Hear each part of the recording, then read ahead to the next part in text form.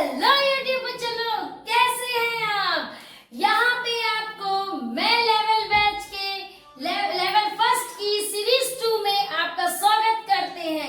जिस तरीके से आपके लिए लेवल बैच लॉन्च किए गए हैं, जिसमें लेवल फर्स्ट की सीरीज 1 में आपको फॉर्मूला इंट्रो मिलता है और लेवल फर्स्ट की सीरीज 2 में 1 मार्क्स क्वेश्चन मिलेंगे।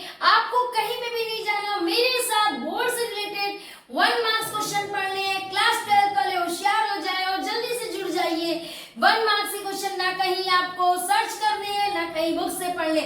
यहाँ से इम्पोर्टेंट क्वेश्चन हम आपको ला के दे रहे हैं, बस आप लोग इसे मन लगा करके पढ़ लीजिए।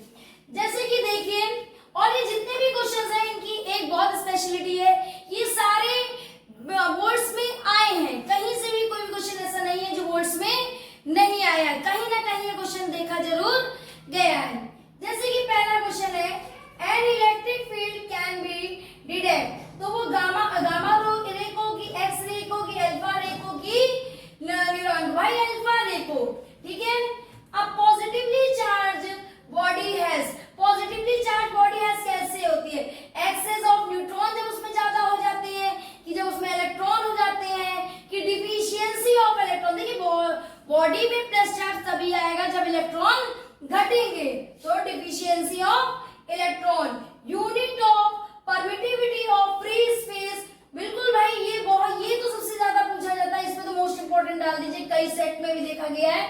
तो परमिटिविटी का जो फ्री स्पेस का यूनिट होता है न्यूटन इनवर्स मीटर -2 और कूलम स्क्वायर, हम ऐसे भी कह सकते हैं coulomb square upon newton metre square, ठीक है। आगे चलते हैं, if an dielectric is introduce between 2 positive charge, जब 2 पॉजिटिव चार्ज के बीच में डाइलेक्ट्रिक को बनाया जाएगा, प्लेस इन एयर में रखा जाएगा, तो the reflexive force between charge will, तो दोनों चार्जों के बीच में रिफ्लेक्सिव फोर्स कैसा हो, भाई डिक्रीज होगा, क्योंकि दोनों पॉजिटिव चार्ज प्लेस करे जा रहे हैं, ठीक है, जो कि आपके क्या होते हैं, रिपल्सिव होते हैं। भाई सेम चार्ज क्या करेगा, रिपल्स होगा कि नहीं। फिर क्या है, electrostatic force of F Newton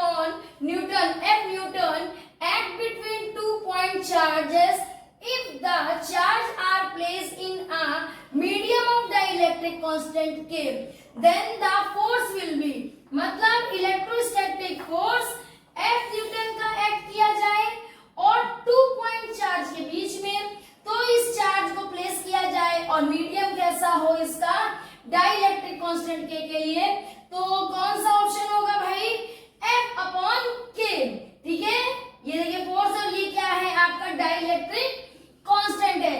जल्दी से अपने अपने ऑप्शंस को टिक लगा लीजिए, ये सारे क्वेश्चंस आपके बेटा 1 मार्क्स में आते हैं, ठीक है। देखिए आगे कुछ क्वेश्चंस और हैं, कह रहे हैं right the smallest and largest, छोटा और बड़ा चार्ज, तो स्मॉलेस्ट चार्ज क्या है, फ्रैंकलिन है, और बड़ा सबसे बड़ा चार्ज किससे है, फैराडे से, ठीक है। अब body has 1 coulomb of negative charge, how much electron it has in excess, कितने इलेक्ट्रॉन एक्सेस में है, तो आपको पता है Q बराबर चार्ज बराबर Ne फॉर्मूला होता है, how many electron, number of electron पूछ रहे तो N यहाँ लिखा, E नीचे आ गया, ठीक है। अब देखिए Q की वैल्यू कितनी है, 1 कूलम, 1 लिखा, एक चार्ज की वैल्यू कितनी थी, इलेक्ट्रॉन की वैल्यू कितनी होती है 1.6 into 10 की पावर -19। अब इसको डिवाइड करेंगे तो ये आ जाएगा, ठीक है।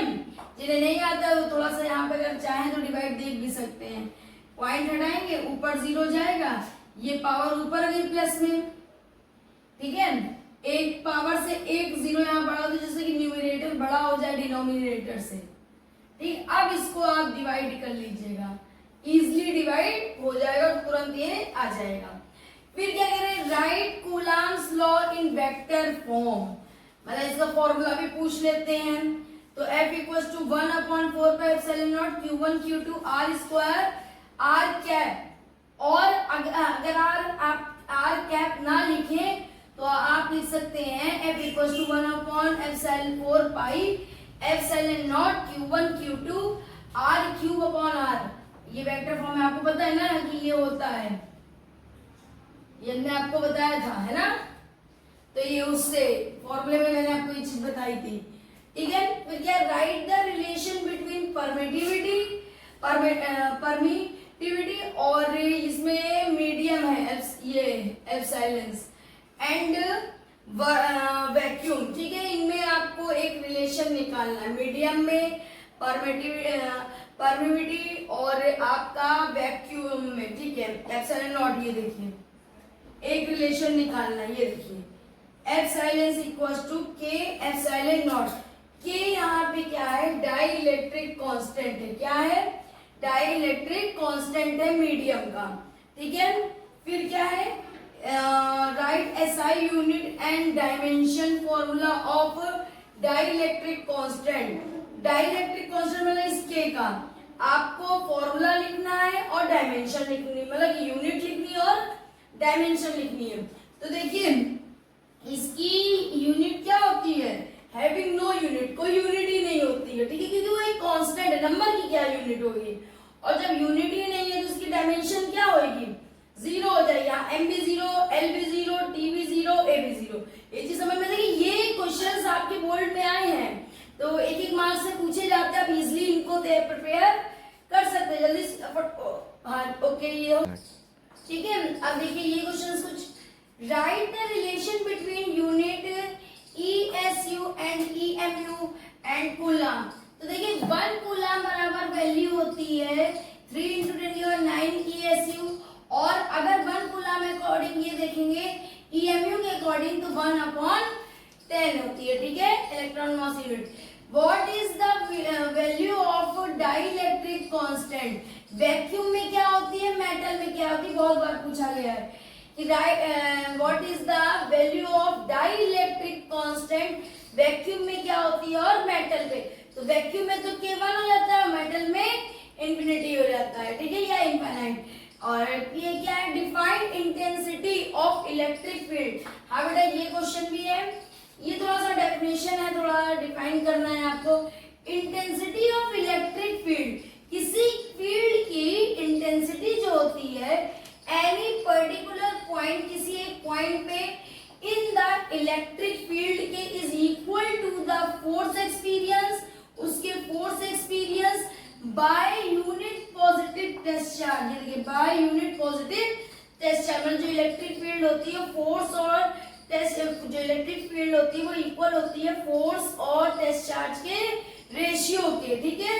उसके बाद क्या करें, right SI unit and dimension formula of intensity of electric field, मतलब ऊपर इंटेंसिटी है नीचे उसके क्वेश्चन में दिया गया है, right SI unit dimensional formula of intensity of electric field. और भाई देखिए डायमेंशन, इसमें यूनिट क्या है, न्यूटन पर कूलम, न्यूटन फोर्स के लिए होता है, कूलम चार्ज के लिए होता है। और इसकी डायमेंशन क्या है, mLT -3a-1, ठीक है। फिर क्या था, property which differentiate two kinds of charge is called. दो तरीके के चार्ज हैं तो इस प्रॉपर्टी को क्या कहेंगे, पोलैरिटी कहेंगे। भाई देखिए एक प्लस चार्ज हो एक माइनस हो, जैसे HCl है तो इसमें एक प्लस है और एक माइनस है, ये क्या है, इसकी पोलैरिटी की मतलब क्वालिटी रखता है। ये चार्ज जो है इनको पोलर चार्ज बोलते हैं, जिसे बोल देते हैं पोलैरिटी ऑफ चार्ज। नोट कीजिए, देखिए ये सिर्फ 15 क्वेश्चंस हैं, वो देखिए ऐसा इसलिए है, बहुत ज्यादा 50-60 क्वेश्चन अगर एक साथ लिखवा दे ना, आप लिखोगे बैठ करके इतने ना सुनोगे, ठीक है। थोड़ा थोड़ा अगर आप बहुत इंपॉर्टेंट निकाल के पढ़ेंगे तो इसको आप इजिली पढ़ भी लेंगे। 15-10 क्वेश्चंस होंगे जो आप डेली बेसिस में इसको सुन भी सकते हो, आप लिख सकते हो, कहीं एक बार रिवाइज भी कर लोगे, 1 पेज लगभग होंगे क्वेश्चन, 1-1.5 पेज में आ भी जाएगा, इजिली आप इसको प्रिपेयर कर लोगे। इसी तरीके से ऐसा नहीं है कि सिर्फ इतने ही क्वेश्चंस हैं, ऐसे और क्वेश्चंस आते रहेंगे, हर चैप्टर से आते रहेंगे। पहले बहुत ज्यादा इंपॉर्टेंट सिर्फ जो बोर्ड्स में आए हैं, फिर उसके बाद जैसे नहीं होता 80-70% आ सकता है, 50-60% ये आ सकता है, तो इस तरीके से बनाए जाएंगे, ठीक है। Thanks for watching.